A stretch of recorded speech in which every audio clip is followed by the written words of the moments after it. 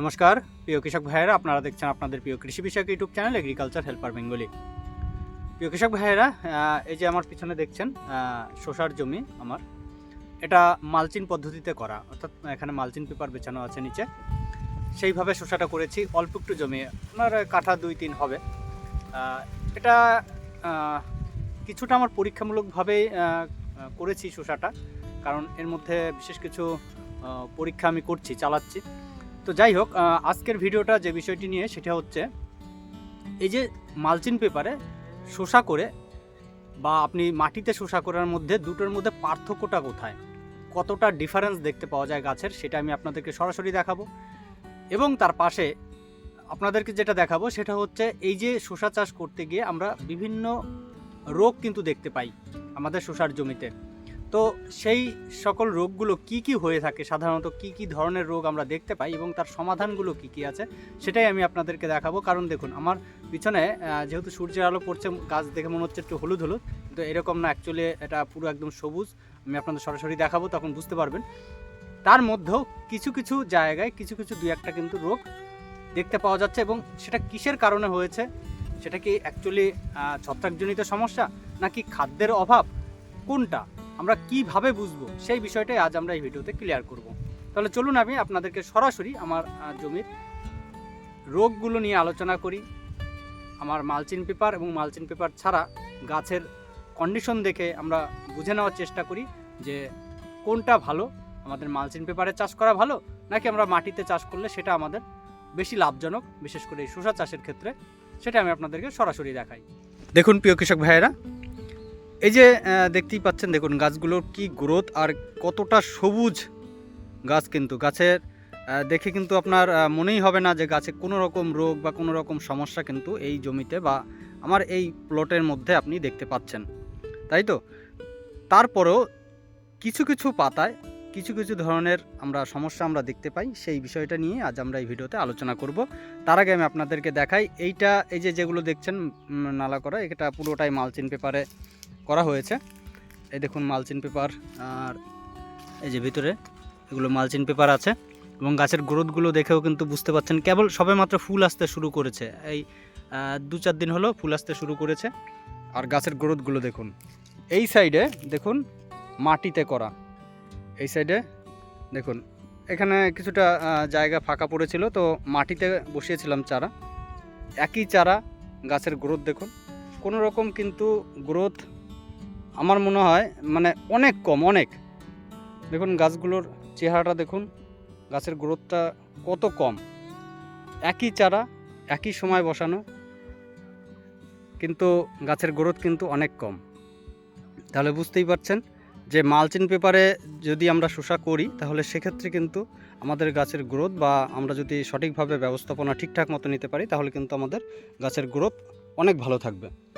এবার আসি আমরা রোগ নিয়ে। দেখুন প্রথমত আপনারা যদি বলি, তাহলে এই যে শসা গাছের ডাউনি মিল্ডিউর সমস্যা কিন্তু আমরা দেখতে পাই। আপনাদেরকে দেখাই, চলুন। ডাউনি মিল্ডিউ রোগ, ডাউনি মিল্ডিউ রোগটা কীরকম দেখতে হয়, আমি এই সাইডে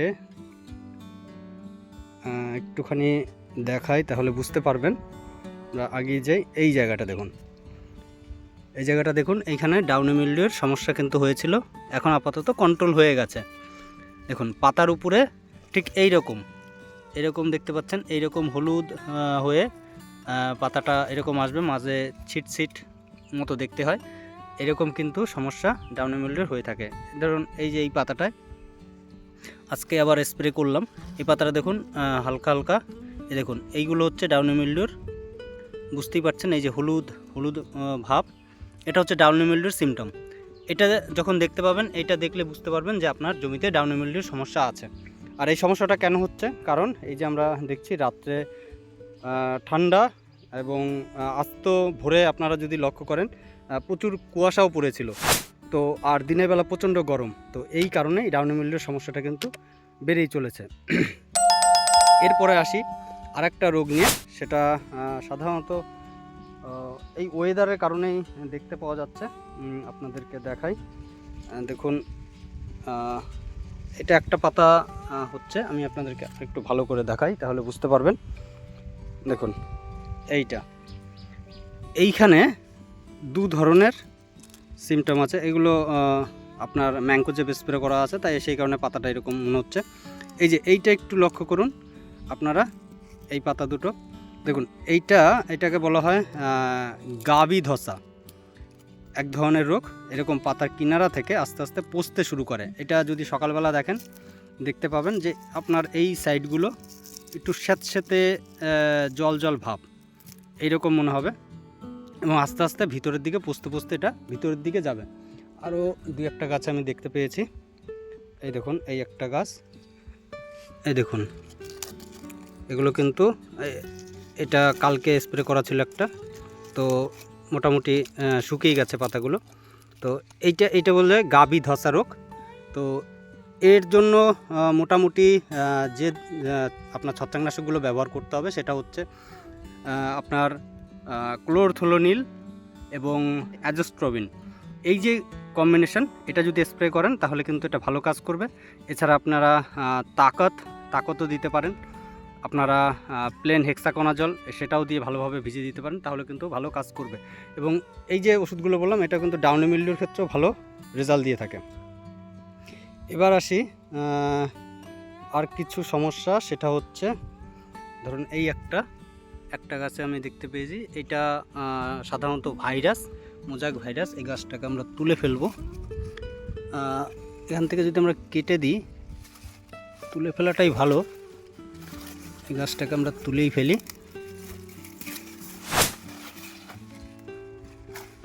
কারণ এটা হচ্ছে ভাইরাস জনিত এফেক্টেড রোগ। তো এটাকে আমরা ফেলে দেবো দূরে। এই যে পাতাগুলো আমি আপনাদেরকে দেখাই সিমটমগুলো, তাহলে বুঝতে পারবেন।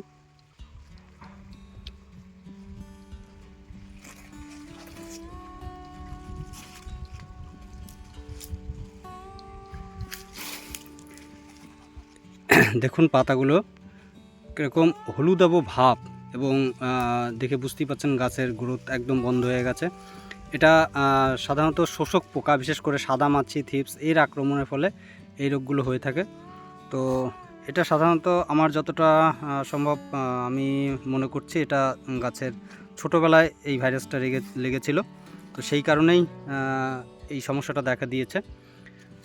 এটা সাধারণত আপনারা যদি মোটামুটি সাদা মাছি কন্ট্রোলের যে কীটনাশকগুলো বাজারে পাওয়া যায় সেইগুলো, বা আপনার অ্যাসিটামাপ্রিড, অ্যাসিফেট, এই ধরনের কীটনাশক, বা আপনার থায়োমেথাক্সাম, এই যে কীটনাশকগুলো, এইগুলো ব্যবহার করলে কিন্তু এইগুলো থেকে কিন্তু আমরা কন্ট্রোল করতে পারি। এবার আরেকটা গাছে একটা সমস্যা আমি আপনাদেরকে দেখাই, যেটা কোনো রোগ নয়, কিন্তু অনেকেই ভুল করে সেটা রোগ ভেবে থাকবেন। যেগুলো লক্ষ্য করলাম সেইগুলো নিয়ে আজ আমরা কিন্তু এই ভিডিওতে আলোচনা করছি। তো মোজাইক ভাইরাস বললাম আপনাদেরকে, ডাউনি মিল্ডিউর কথাও বললাম, আপনার গাভি ধসা সেটাও বললাম। এবার আসি আপনাদের এবার অনেকটা এই যে গাভি ধসা নিয়ে একটু কথা বলি, সেটা হচ্ছে আগে একটু দেখিয়ে দিই আর একটা সমস্যা, যেটা এই যে গাভি ধসা, এই যে এটা গাভি ধসা, কিন্তু যদি পটাশিয়ামের অভাব হয় তাহলে দেখবেন এই সাইডগুলো লালচে বর্ণ ধারণ করে। এই পুরো পাতাটার পুরো কিনারা বরাবর সব জায়গায় একই হবে, কিন্তু গাভি ধসা যখন হয় তখন যে কোনো একটা জায়গার থেকে শুরু হয় এবং আস্তে আস্তে সেটা ভিতরের দিকে আগিয়ে যেতে থাকে। এইভাবে কিন্তু আপনারা মোটামুটি গাভি ধসা এবং পটাশিয়ামের যে অভাবটা সেটা কিন্তু আলাদা করতে পারবেন। এবং এর পাশাপাশি আর একটা সমস্যা, এই পাতাটা দেখুন, এটা কিন্তু আপনার ডাউনি মিল্ডিউর রোগ নয়, বা এটা কিন্তু কোনো রকম রোগের সমস্যা নয়। এই গাছটাতে সাধারণত আপনার ম্যাগনেসিয়ামের অভাব আছে, সেই কারণে এটা কিন্তু ম্যাগনেসিয়ামের অভাবে হয়েছে। এই যে এই পাতাটা, কারণ এই গাছটাই একই কারণ, গাছটা ম্যাগনেসিয়াম নিতে পারছে না, সেই কারণে কিন্তু এই গাছটার এই ধরনের সিমটম আমরা দেখতে পাচ্ছি। এটা ম্যাগনেসিয়ামের অভাবজনিত সমস্যা। তাহলে আমি আশা করি আপনাদেরকে বোঝাতে পারলাম যে আমাদের বিশেষ করে শশা চাষের ক্ষেত্রে কী ধরনের সমস্যা আমরা দেখতে পাই, সেগুলো নিয়ে আমরা আলোচনাও করলাম।